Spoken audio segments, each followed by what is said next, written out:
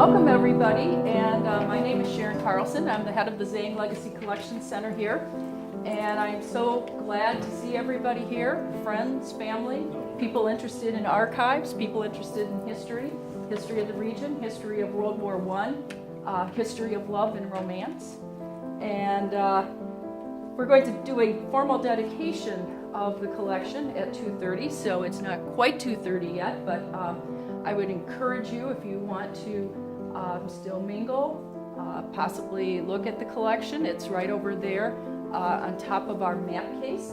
We also have punch, cookies, coffee, water, so make yourself at home and continue to mingle for a few moments, and we'll have a dedication at 2:30, and at that point I will formally introduce some of the family members.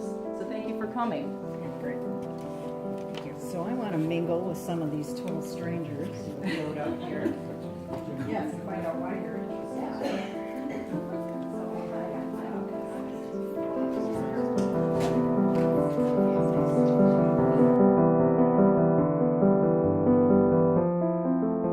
Focus on the area of southwestern Michigan, approximately north to Muskegon, Kent County, east to Calhoun, and then down to the border and over to the lake. So that area of southwestern Michigan.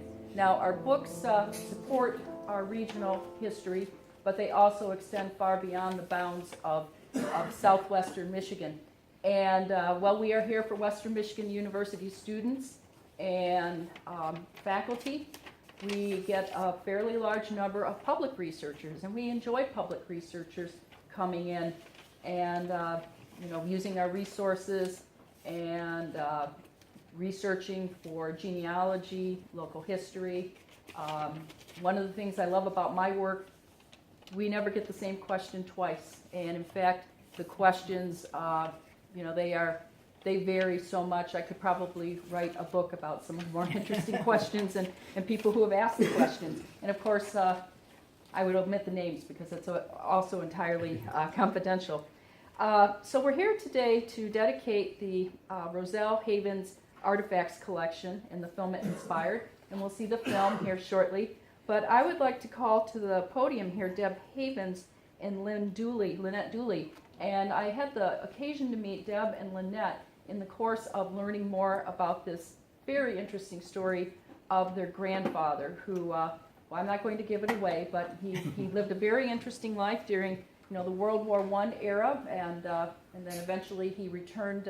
He was from West Michigan, and he returned to West Michigan and lived his life out in West Michigan. But had this very interesting chapter of his life in the late teens. And so without further ado, I will introduce Deb Havens and Lynette Doele. Thank you. Thank you so much, Dr. Carlson. So thank you all for coming. We're thrilled to have you be here, and just the opportunity that I've had to meet some of you and find out about your passions for history. I'm really hoping that we will satisfy that a bit today. We want to take just a moment to recognize some of our family members who are here. Yes, our cousins, whose grandfather is also featured on the film. Karen Wilson and David Havens and his wife Eileen, and then our other cousin Jeff Havens. So thank you for coming.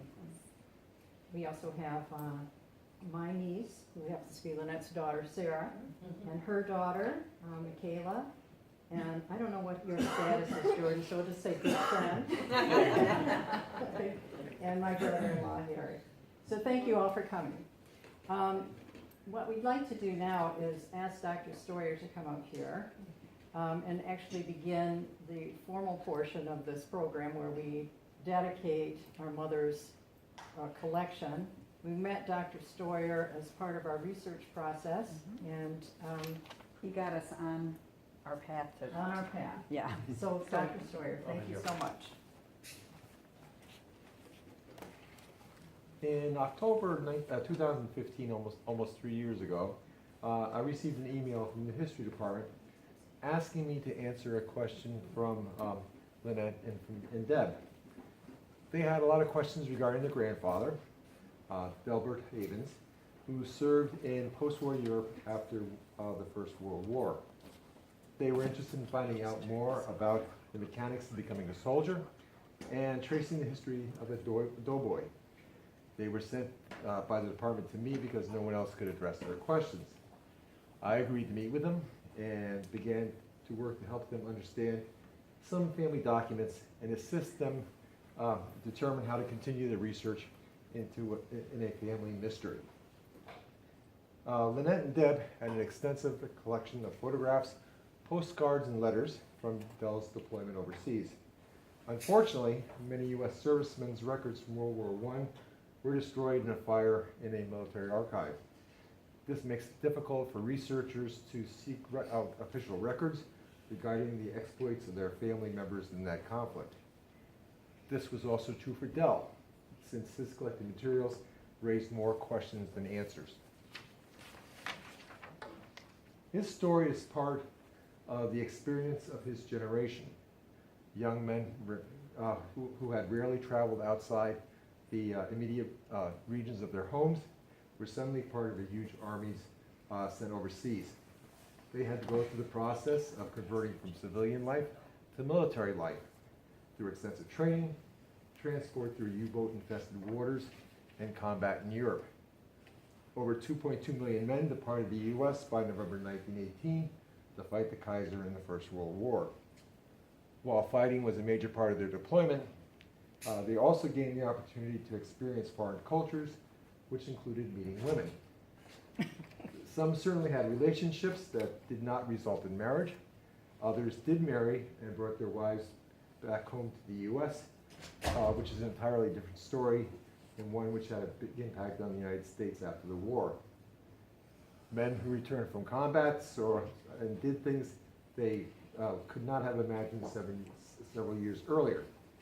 Most, like Del, married upon returning to the U.S., had families and established careers.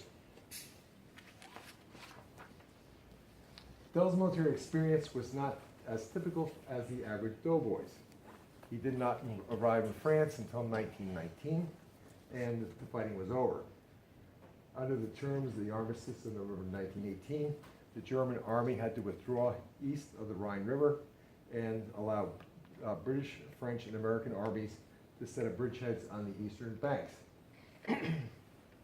This policy was designed to force the Germans to surrender French and Belgian territory and gave the Allies a tactical advantage in invading Germany if the Germans did not sign a peace treaty. In December 1918, the Allies began their occupation of Rhineland. The British sector was based in Cologne, the French occupied Mainz, and the Americans set up their occupation operations in Cologne. The 240,000 Americans in the Third Army became responsible for maintaining pressure on the Germans. Delbert Havens was assigned as a chauffeur in the Third Army with the responsibility of driving senior officers between Koblenz and the American military mission in Bern, Switzerland. Del would leave Germany in May 1922 and return to the U.S. The American occupation of Germany was not popular in the United States, especially as the government began peacetime budgets. The Third Army was officially disbanded in July 1919 and was renamed American Forces in Germany, with a total complement of 8,400 men. In August 1921, the Harding administration signed a separate peace treaty with Germany, which officially ended American hostilities because the U.S. Senate failed to ratify the Treaty of Versailles. American forces withdrew from Koblenz in January 1923, and the French would occupy the American zone until June 1930. For women in World War I and post-war Europe, an American soldier was attractive and exciting. The local men had been mobilized for 3 years when the U.S. entered the conflict in April 1917. And the balance of the sexes was heavily weighted towards women. American troops were well fed and well paid. They were liberators of towns and cities. And most importantly, they had resources that were in short supply in wartime and post-war economies. With the collapse of Austria-Hungary in October 1918, the empire was divided into new nations, such as Poland, Czechoslovakia, and Yugoslavia, or absorbed by the victors, including Italy and Romania. Austria and Hungary became rump states, and their national economy was in shambles. In the aftermath of these economic dislocations in post-war Austria, an American doughboy would be especially appealing and offered a prosperous future. Roselle Havens would certainly catch the eye of Dora Gallner. In conclusion, I would like to congratulate the Havens family for their hard work and perseverance in researching and producing this film. The contribution of these primary documents to the Zhang Legacy Collection will assist scholars in understanding the post-war experience of American soldiers from a personal perspective. This kind of research is painstaking and is often lost to future generations. But for those who pursue it, it can be extremely rewarding to learn the rest of the story. Thank you. Thank you.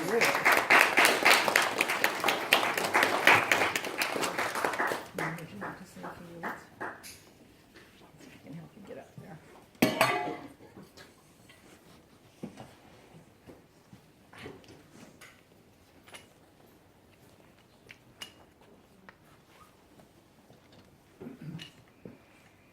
I'm going to be 90 October 29th, so you have to forgive me.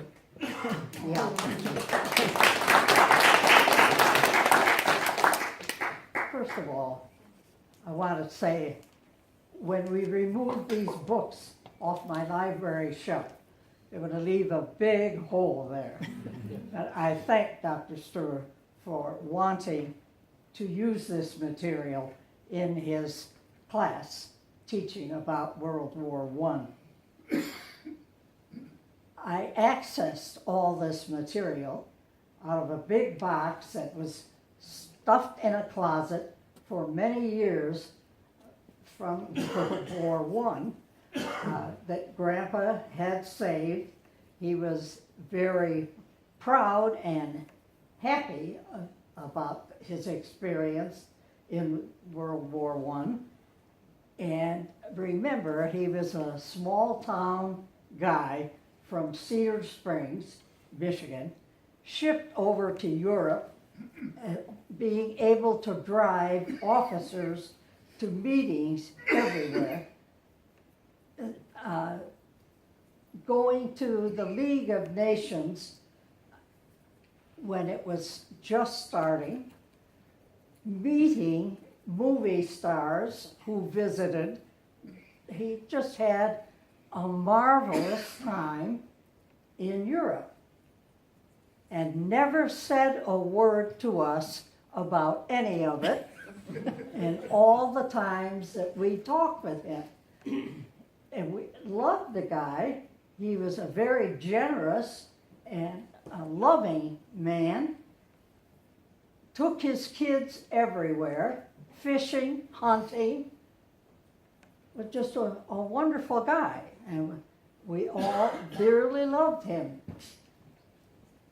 And to have his experiences in all that material that he saved from World War I being useful to my alma mater. I graduated here from 1965, so it's wonderful that Western wants that material. I thank you very much. I hope some of you were able to look at the material and see all the pictures and postcards and whatnot that Grandpa saved from his trip.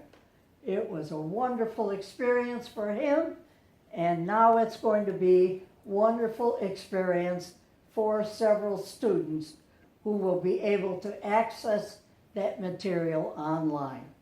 Thank you very much. Oh, God.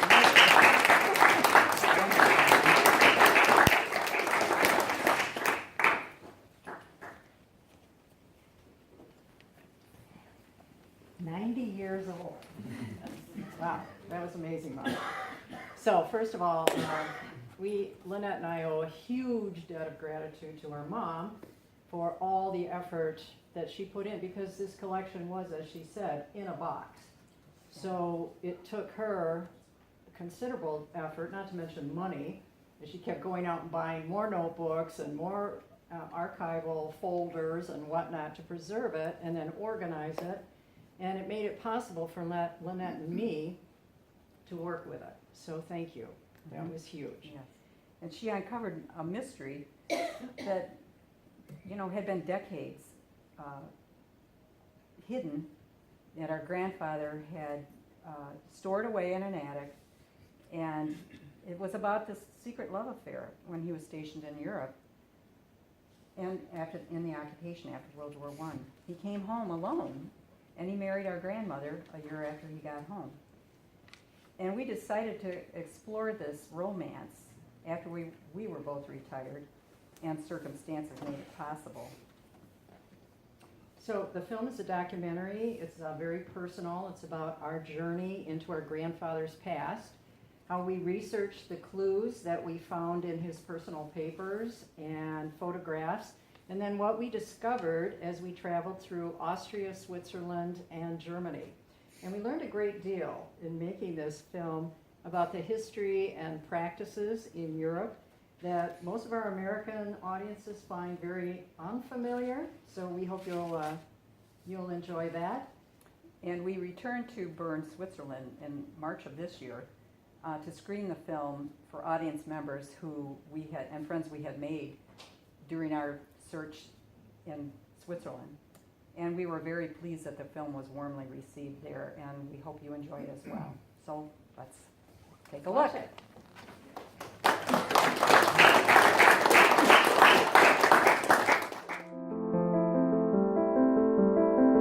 So, what do you think of that whole wedding dress was black thing?